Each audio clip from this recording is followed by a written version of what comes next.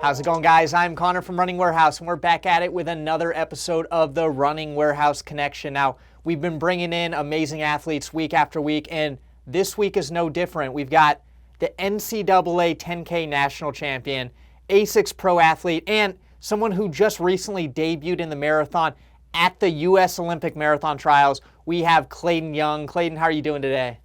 Doing wonderful. How you doing, Connor? I'm doing good, and it's been a little while since I saw you. Saw you back in December.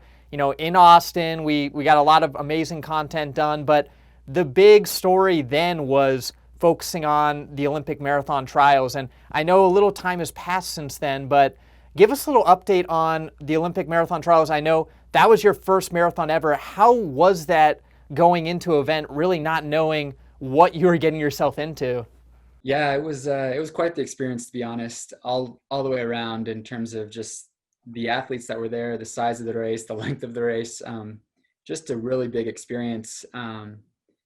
Really for me going into it, with it being my debut, I mean, we had expectations set about what I could do there, but we had to be very careful about those expectations, um, especially because like I said, it was my debut.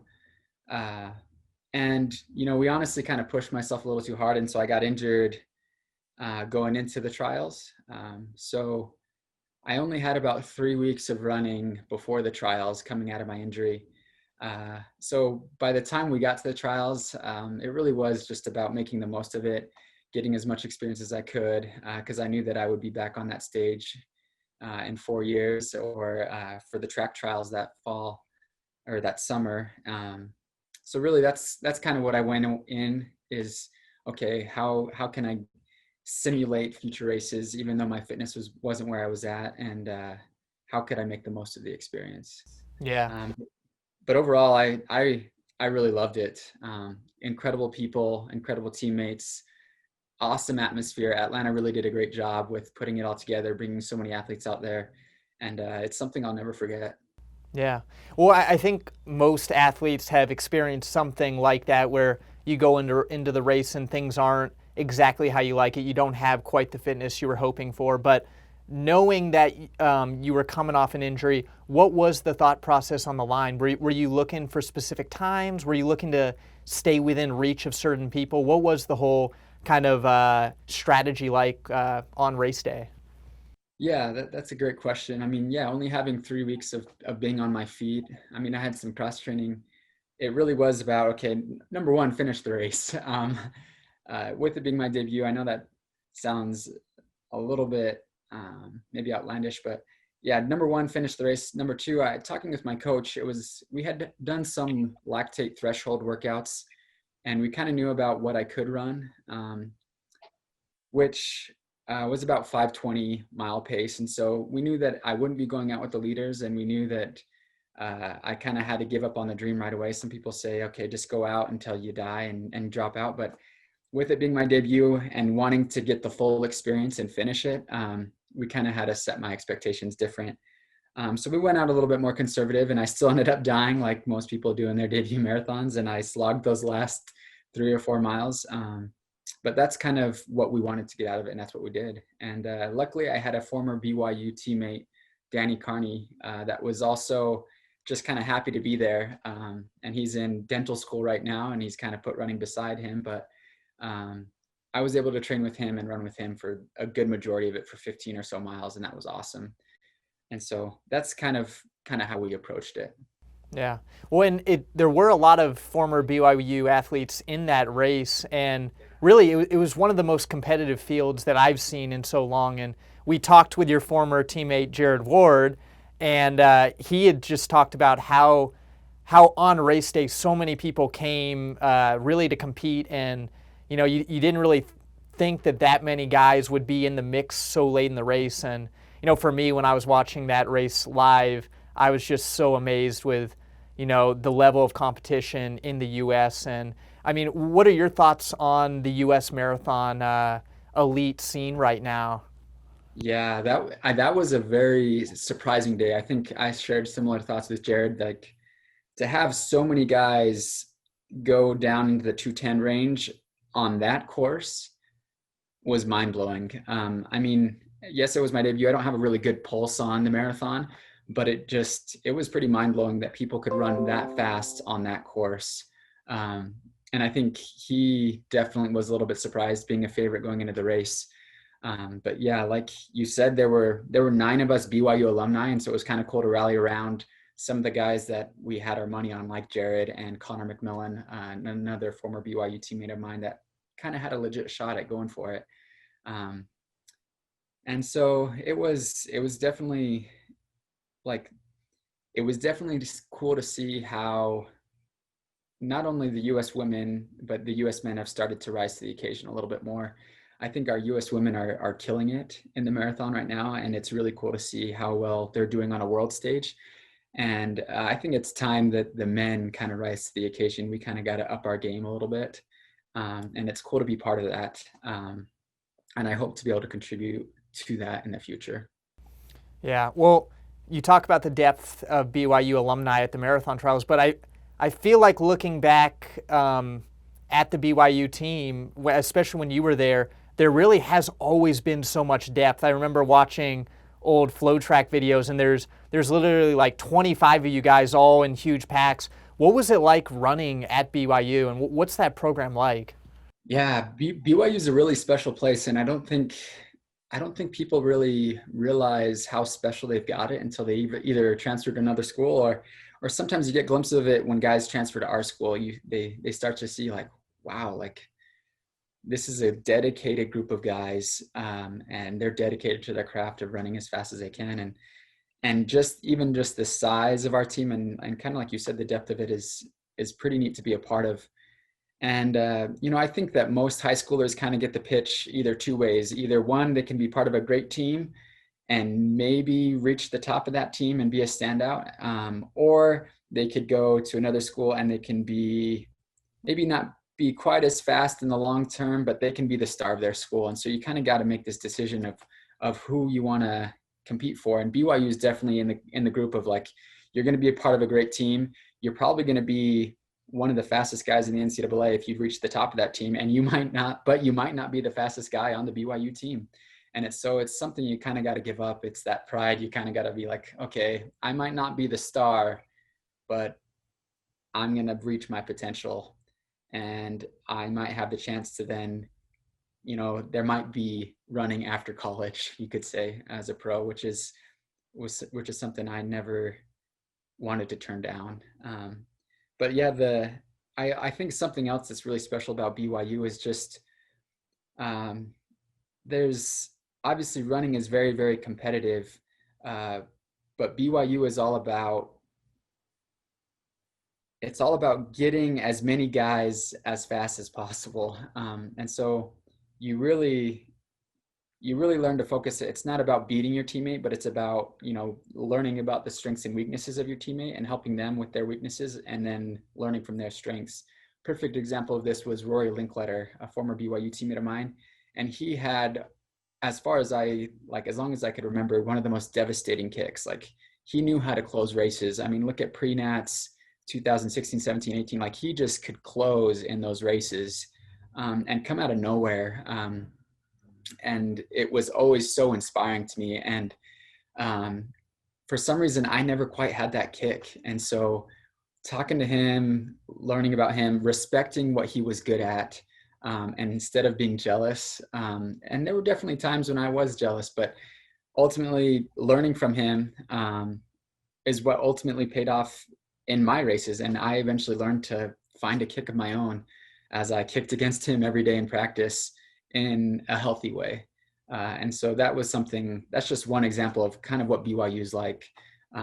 It's about learning from your teammates and becoming the best team you can be.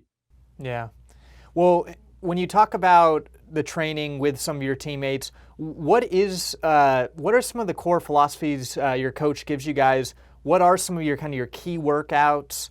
And are you guys training mostly at altitude? Yeah, those are some great questions. So BYU is at about 4,500 feet. So we're kind of in this sweet spot where we're at altitude for sure, and we get some of those altitude gains, but you can still feel that speed on the track, which is nice. Sadly, we don't have anywhere that we can like dive bomb to real quickly to get down to that 2,000 or 3,000 elevation feet. But we also have Park City within a half hour that's 6,000 to 7,000 feet. So sometimes you can go do stints up there and then come down. I know a lot of pro groups will stay up in Park City and then they'll come and train on our track because it's just low enough that you can still feel that speed on the track. And in terms of like philosophy, I would say the biggest thing that Coach Eystone is known for is something called C squared is equal to E squared is what he calls it, which is consistent competence equals eventual excellence. And I've said this before, if you've listened to me before, but it really is that day in, that day out, that consistent competence. You don't have to be a superstar every day. You don't have to dig yourself into that well or into that hole. But as long as you are consistently competent day after day, week after week, mile after mile, you will eventually become excellent. And that keyword is eventually. Like, you have to be patient. And so, I don't know, for me, it took 2, 3, 4 years to finally reach that eventual excellence. But it will come as you are consistently competent. And so that's, I would say, Coach Eystone, philosophy is more or less.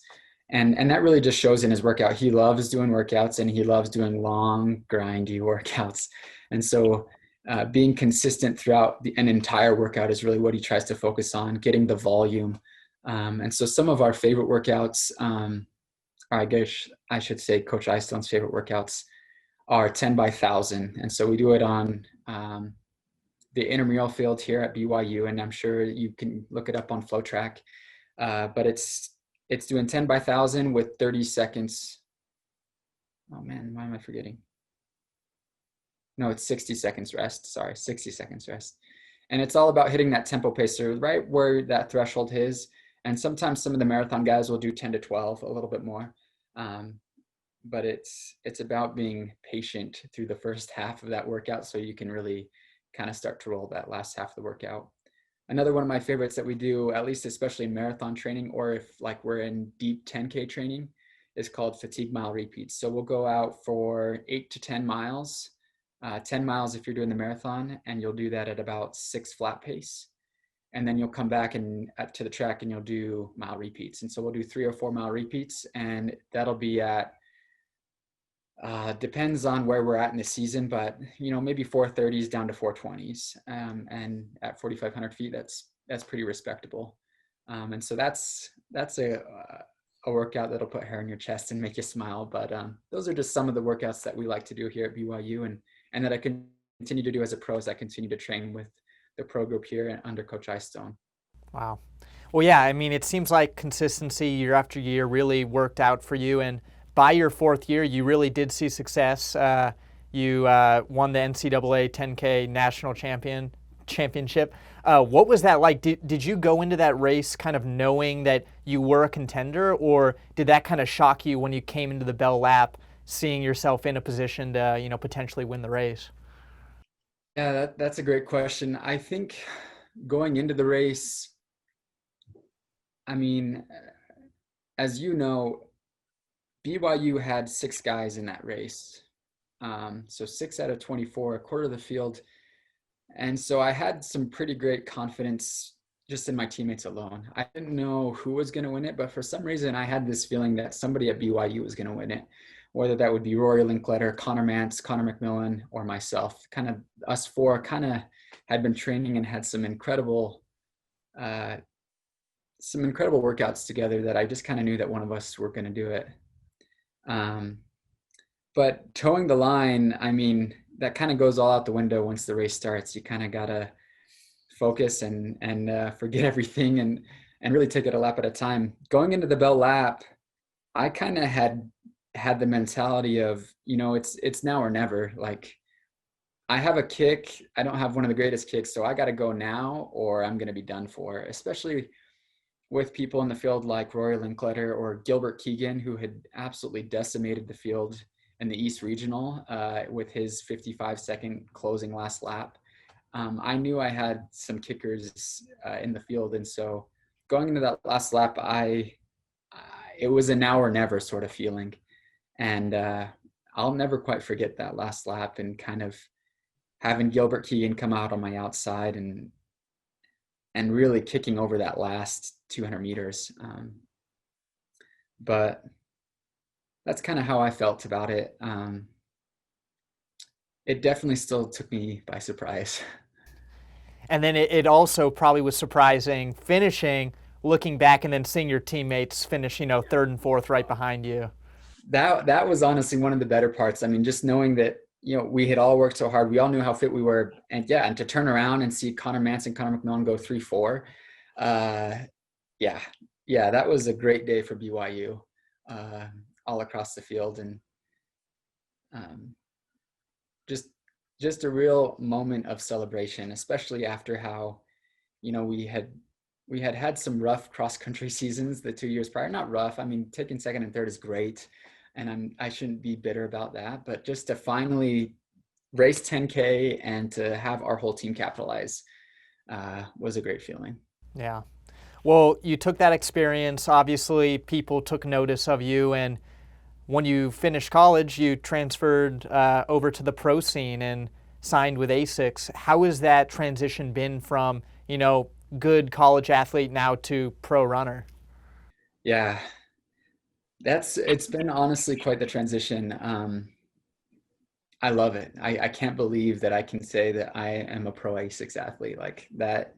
That is incredible. Like and it seems like every day or not, maybe a couple times a week, someone asks me what I do, and it's like, well, I run pro, and they're like, can you do that? And I'm like, yeah, I can, and it's great. And but the transition honestly has been awesome, but it's been difficult. I've had let's see, I've been a professional athlete for just over a year now, and I've had some glimpses of great moments, and I've had some crash and burns. And I think it's the same transition that most people have going from high school to college. It just takes time to get used to the training. Obviously, because now I'm moving more so from the track. I'm still on the track, but I'm debuting in the marathon. I'm doing half marathons. I'm trying to do these 10-mile USA champs, and it's a different beast.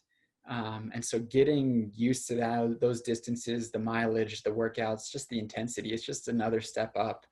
And kind of like I alluded to, we're doing the same workouts that I've always done in college. I have the same college coach.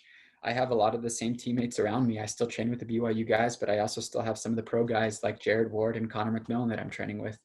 But it's just another level. And so being able to take that a day at a time and to decompose it and not burn yourself out, I think is just like any other freshman in college that's trying to rise to the occasion, but not do too much too soon. So it's been good. It's been hard and it's been good, and it's the dream. It really is. Yeah. Well, when you first signed with ASICS, I know one of the first things that you did was you head out to the Utah Salt Flats and had this big event. Can you tell? Because I imagine a lot of people don't really know what happened out there, but can you talk about that event and what it was like running on the Salt Flats? Yes. Yeah, that's honestly been one of the coolest events and promo events that I've been a part of with ASICS. It was an ASICS global event, and we were debuting what they call the Glide Ride. The Glide Ride is one of their most premium trainers that essentially mimics the rock and cushion of a lot of the marathon shoes that are coming out, but more in a training style. And so we went out there, and it was really neat, not only to get to know, obviously, to be out there on the Salt Flats, but also to get to know ASICS and what ASICS is all about. Um, and really what we did is they had a bunch of other elite athletes out there. They brought out professional volleyball players and football players and people that, need to run more or less for their sport. And they gave them all a pair of glide rides. And then we all went out to the Salt Flats, and it was like 3 or 4 a.m. that our call time was. And we went out there just as the sun was setting.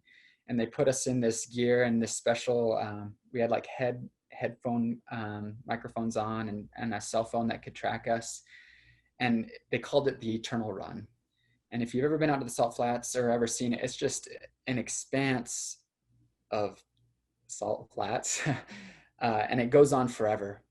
And the starting line was like like a half dome. And so we all started on this starting line, and we just all faced out. And the gun went off, and we just could run out wherever we wanted to. It was a race with no finish line. And the goal was to run for as long as you could. And so they had done some testing prior to that, where we each kind of had a goal pace that they'd given us based off of previous workouts that we'd given to them. And then also they had a goal distance for us as well, but they didn't tell us what it was. And so I was the professional runner in the group. And so my pace and time or my pace and distance was a lot further than most people. And so they expected that I could run like a 6:45 mile pace for 67 miles is what they said I could do. And luckily they were pretty lenient on that, because I was actually supposed to qualify for the Olympic trials the next week, racing the Philly half marathon.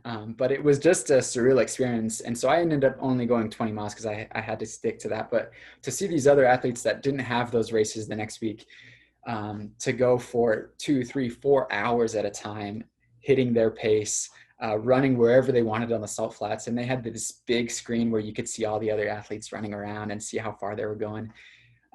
It was a really neat experience, especially to see the sunset or the sunrise. But one of my favorite experiences, I was like 10 miles out in the middle of nowhere. I could see absolutely nobody. And I was running where I couldn't hit anything. And so one of my favorite moments was I actually closed my eyes. And so for 5 to 10 minutes at a time, I would just close my eyes and run, knowing I couldn't hit anything. And I remember doing this, in junior high school, where, you'd be running with your friend and you try to see who could run the furthest with their eyes closed. And you could only make it like 10 steps. But out in the salt flats, you could run forever with your eyes closed. And it was just it was this incredible experience. But it was really awesome. And it was also really awesome as well to meet with the ASICS engineers that had designed the shoes, because it was an ASICS global event, and to learn all the science and the geekiness of what makes the ASICS Glide Ride, the rock and the cushion feel so good. And it was incredible. Wow. Yeah. I mean, I imagine when you're out there, when can't see anything, your sense of time and distance are probably, you probably don't have any idea how far you've gone, and you're just kind of letting that natural feel take over. So pretty cool. Yeah, it was really neat. Yeah. Well, moving forward now, we've gotten through the marathon trials.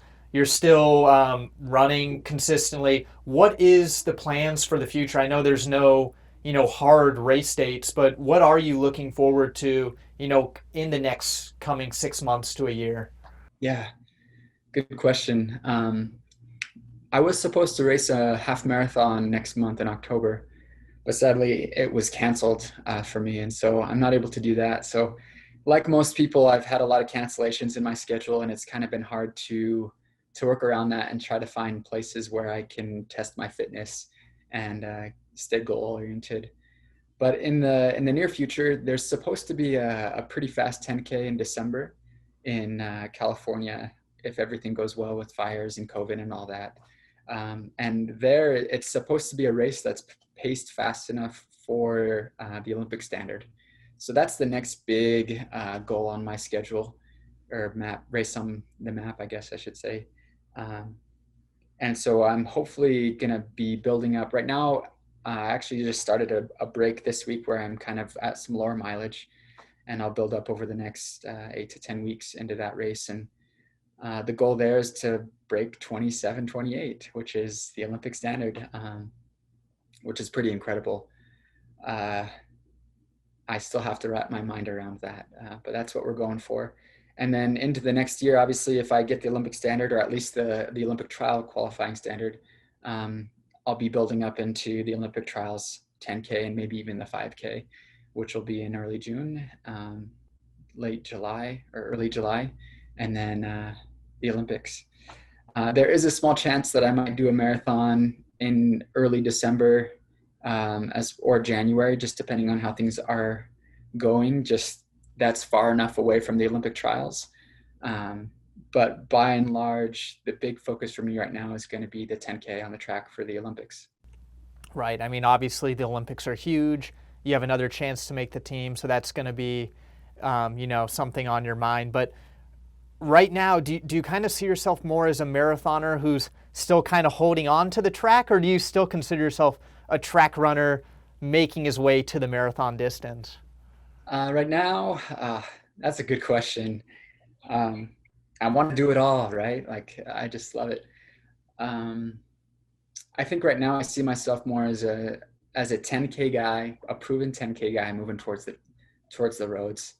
Um, and so it is it's kind of sad that a lot of the U.S. Championship, the 10-mile champs, the 5K road champs, a lot of these road races that are a little bit more in my wheelhouse. It's sad that those ones are canceled, and it's kind of either marathon or 10K, and those are so far spaced out and distance wise. But yeah, I definitely see myself more right now as a 10K guy moving towards the marathon. Awesome. Well, we know you as a pro athlete right now. We've talked about that's kind of what you identify yourself as, but I know you also were recently finishing up a master's degree in mechanical engineering, and then also, you're coaching, or are you helping out with the BYU team as well? Is that right? Yeah. Yeah. Technically, So I'm a team manager, assistant coach role. A lot of that is less coaching and more glorified training partner. So especially with some of the great people at BYU, like Casey Klinger and Connor Mance, high school standouts that are now collegiate standouts, um, you know, they push me and I push them. And so that's what I do. And then just a little bit of coaching here and there, just kind of one-on-one stuff that I try to help out with the BYU team. yeah. Well, I mean, you went through the whole process of being a college athlete, and now, I'm sure your advice is very much, accepted. What are some of the, biggest philosophies that you feel like you took away from your time at BYU that you give to some of these younger athletes? And, what do you feel like is, one of the biggest, you know, um, advice you can give to a younger athlete? Yeah, I think a lot of it goes back to like those core philosophies that I talked about soon or talked about earlier about, consistent competence is eventual excellence. Be consistent. As if you're consistent, you'll be eventually excellent.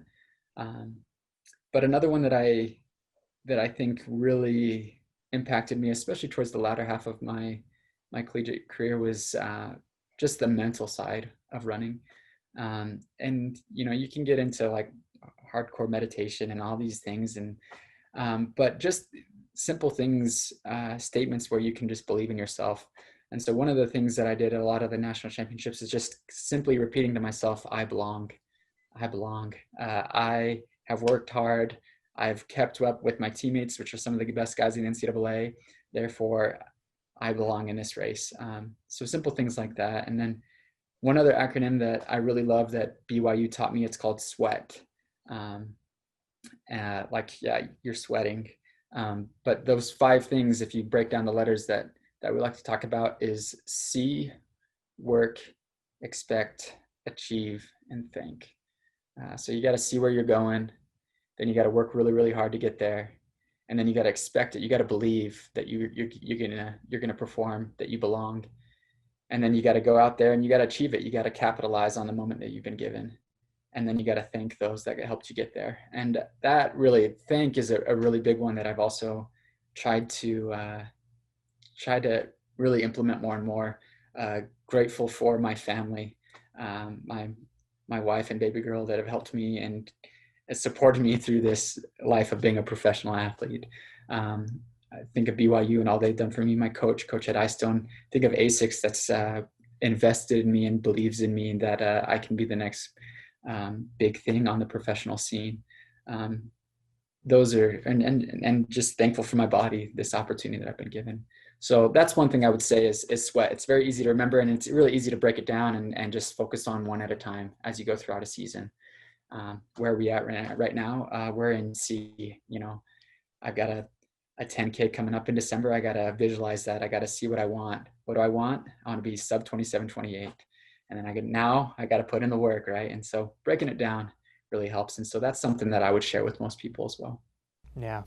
Well, you talk about this 10K coming up, but I guess for the 10K, but maybe even going back to the marathon, what was your shoe of choice on race day? And, you know, how does that kind of play a role? Because I know right now carbon plate shoes are the hot topic with pretty much every brand and every athlete. What did you wear on race day? Yeah, that's a great question. Yeah, carbon plated shoes. It's weird to be a professional runner this time of running history, right? Because it's just been an explosion of what's the best shoe, this and that and the other, and it's as much physical as it is psychological. It's like, oh man, like what shoe should I be in, and do I go with the more traditional flat route, or do I go for more of the carbon plated cushion route? And um, especially as you mentioned, I'm in the Masters of Mechanical Engineering program, and so I geek out about this stuff. I love this stuff. A lot of my research is in biomechanics and 3D printing, and so even more so, I just love thinking about it. But the shoe that was my choice when I became an ASICS athlete was the MetaRacer. I got to kind of test out and prototype several of their shoes going into the trials, and then I got the finished product, and it's beautiful. I think I've got it. It's a little bit used and well abused, but this color, sunrise red, and it's nice. I love it. Especially, I think they did a fantastic job at keeping it light and minimalistic and still kind of having that flat, fast feel, especially because I do a lot of track training still, and it's been really, really fun to use this still on the track, but then also feel that cushion and that carbon plate bounce on the roads. So that was my shoe of choice, and I still use it in the 10K as well. Yeah. When I like that you brought up you've got these maximal, highly cushioned, carbon plated shoes that you see a lot. And then obviously there's more, just your old school flats that have been used for years. But it does seem like the MetaRacer does an amazing job of kind of blending those two and taking kind of the best of both worlds and creating a very unique product. And it's cool to see you wore that on race day, and will continue to be a shoe you wear. But let's now move on to just your day-to-day life. What is your kind of your full lineup of shoes when it comes to daily training, workouts, and then is there any other shoes that you will even consider wearing on race day? Yeah, good question. So I would say like I I uh, I love shoes, and so there's a wide range that I wear. My favorite go-to right now is the Nova Blast. I love the soft cushion feel, and it's a thick shoe. It's so bouncy. It uses their flight foam, and so really when I'm going for like medium long runs ish, 10 to 14, and even my long runs, I love the Nova Blast. I also love that it still has that rock feel that you kind of feel in a lot of the carbon plated shoes. And so that's been my favorite. And then the other one that I really like is the Nimbus Light. Used and abused, but it's also got a nice cushion and a soft feel to it. You have to be super neutral to wear these shoes, I found. So I have to be careful that I'm not overpronating too much, because both the Nova Blast and the Nimbus Light are really, really neutral shoes, but that's probably my go-to training shoes is a mix between those two. When I'm on the track, I really like the MetaRacer, of course, but then I also really like the Tarthridge as well. It's kind of the old school flat, especially if I'm on grass. So like the Tarthridge has a little bit more grip than the MetaRacer. So if I want like a more traditional flat feel, especially if I feel like I'm going to be spiking up, having a little bit lower stack height, so I'm not so used, like I can stretch out that Achilles a little bit more. You get that real true flat spike feel. I like the Tarthridge too. But other than that, I think MetaRacer is my go-to racing shoe almost anywhere from 5K up, 10K up for sure. 5K, obviously I might try out some of the mid-distance Cosmo racers and long-distance spikes of ASICS as well. But it's hard to beat the MetaRacer right now. And then of course, as an ASICS professional athlete, they have me trying out a few little prototypes here and there. So it's kind of cool to see what's the new up and coming spike, flat shoe, whatever they're sending my way, and give them feedback. Yeah. Well, I like that you brought up Nova Blast and Nimbus Light because really ASICS this year has brought so much amazing shoes, and those are two that have become favorites of lots of runners all over. And they both have very unique feels. Nova Blast, like you said, a little more cushioned, soft, responsive, and then Nimbus Light just being a little bit more stripped down version of the Nimbus we've always known. Um, Both of those shoes, though, offer a pretty good amount of cushioning. Do you tend to like that cushioning just from preference, or are you right now kind of getting to a stage where you are running pretty high miles? And as for me, when I start running high miles, I feel like those highly cushioned shoes become kind of the go-to. So I guess what is your mileage at right now?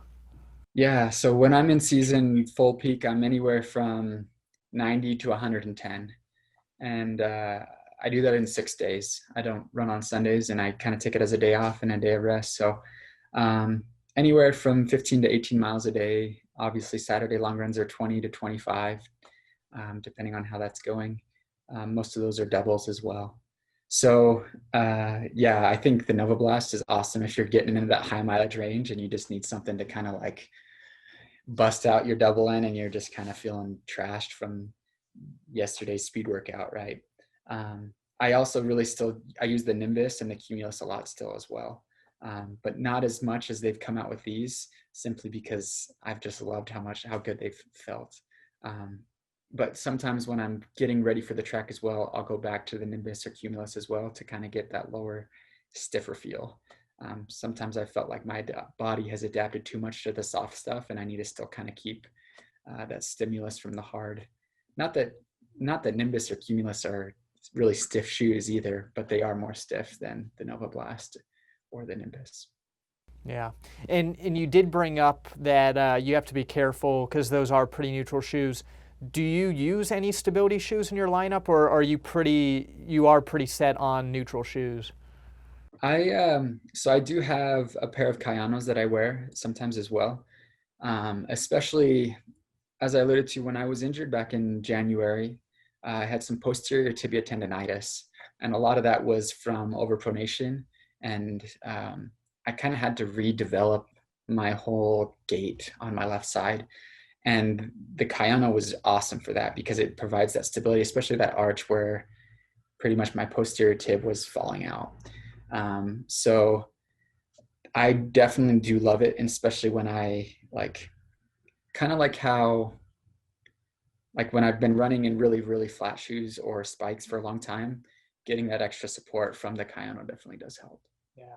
And Kayano has never really been a shoe that I've used because of the fact, like you said, it is a very stable shoe, and I'm a pretty neutral runner. But this new shoe that I've seen, and we talked with our buddy Bob Fay, the Kiana Light. Is that a shoe that you've heard about or even tried yet?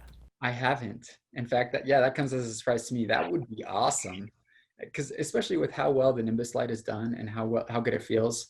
I think the Kayana would be a good blend between, you get enough stability. It's almost like putting just more support where your arch maybe might not collapse as much, but still getting the cushion and the support of the Nova Blast and the Nimbus Light. Yeah. I mean, we just did an in-depth with Bob, so if people want to check that out, it's on our channel. But that's kind of the reason I'm looking at it and so interested is it offers a high level of stability, but it's kind of built on more of a neutral platform. So I think a wide range of runners are going to be able to use it, and it's in that high 8-ounce range. So, I mean, for someone like you, I mean that might be a really awesome shoe. So definitely think that you might have to check that one out. Yeah, that sounds like a high mileage beast. I like it. Well, perfect. Well, appreciate hearing a lot of your story. We reached out to some fans, got some fan questions, so I'm going to throw those your way. So, first on up, we've got what was your college selection process like, and were you recruited by several schools? Yeah, great question. Definitely was recruited by several schools. It's been a long time.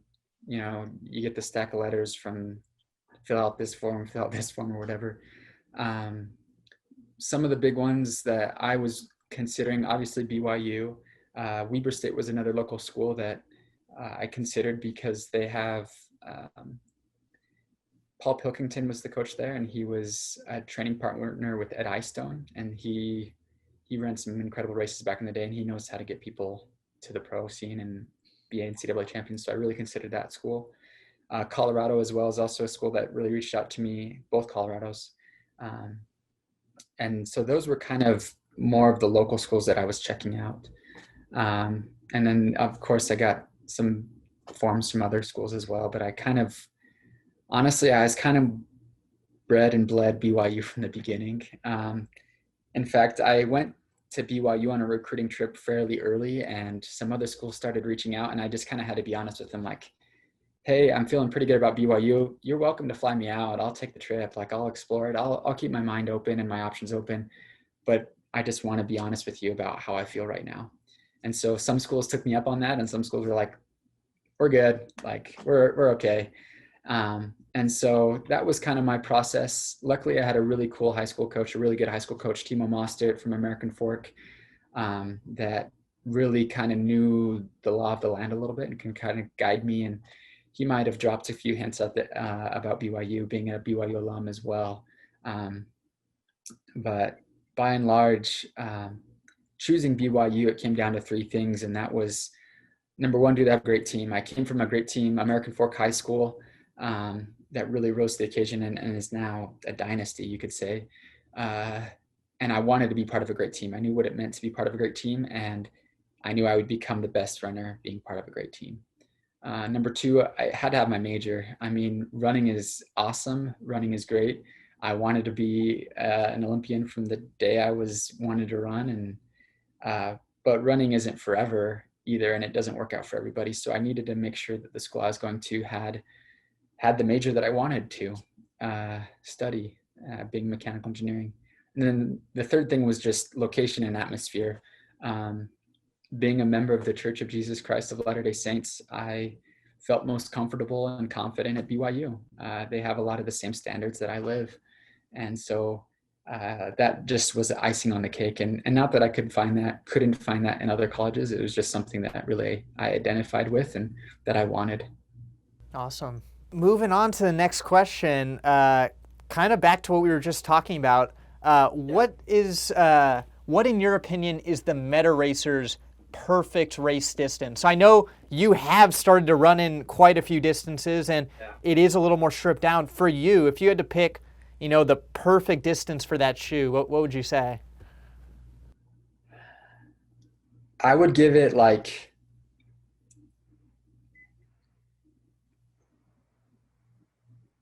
10 miles. Yeah. Yep. 10 miles on the road is what I would say would be like the perfect distance. I mean, it obviously is great up through the half marathon and marathon as well. It still has an awesome cushion.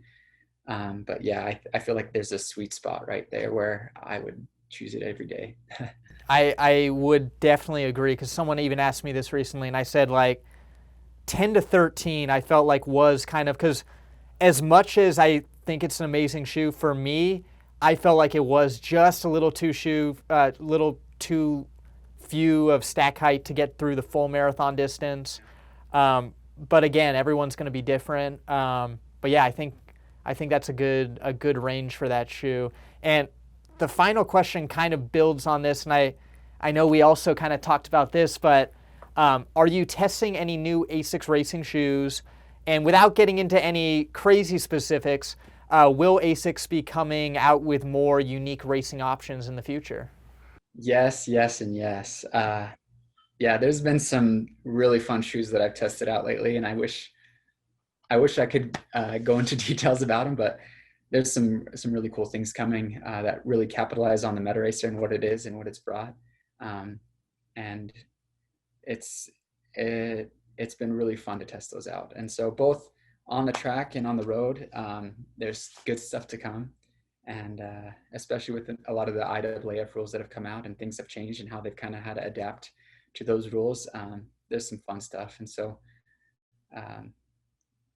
I can't wait for you guys to see it. That's all I can really say about it. No, I mean, I've been saying this like all year, and as we start seeing what's to come, I get super excited. ASICS, like from training to performance to race day, they're really innovating in every category. So they're one of the few brands that I'm saying you got to keep an eye on, because they're really bringing the heat. But we're gonna have to wait and see. I know we have some first looks. You know, Bob Fay, our buddy over at ASICS, is been doing an awesome job of helping us create unique content on some of the future upcoming shoes. So all I'd say is keep an eye out on our channel, and there should be some awesome things coming. But again, super excited that you're testing these shoes. I know you helped a lot with the MetaRacer, and I know that you're going to help keep elevating the brand further. So super excited to see what comes in the future.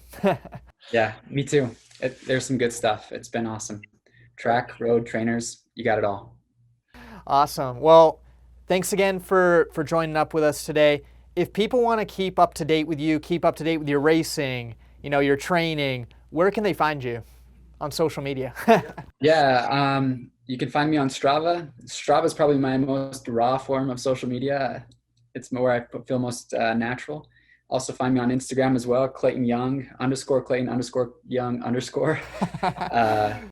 And then I still am an old guy and can keep up on the Facebook too. So awesome. Well, I would definitely recommend everyone goes over and checks out your Instagram, because we have an awesome video collab with us here at Running Warehouse, and Clayton might be wearing a pretty sweet cowboy hat. And yeah, you know, I'm super excited to see what's to come with you. Thank you again for joining us, and we look forward to seeing more of you in the future. Always a pleasure, Connor. Awesome. Well, until next time, that was the Running Warehouse Connection.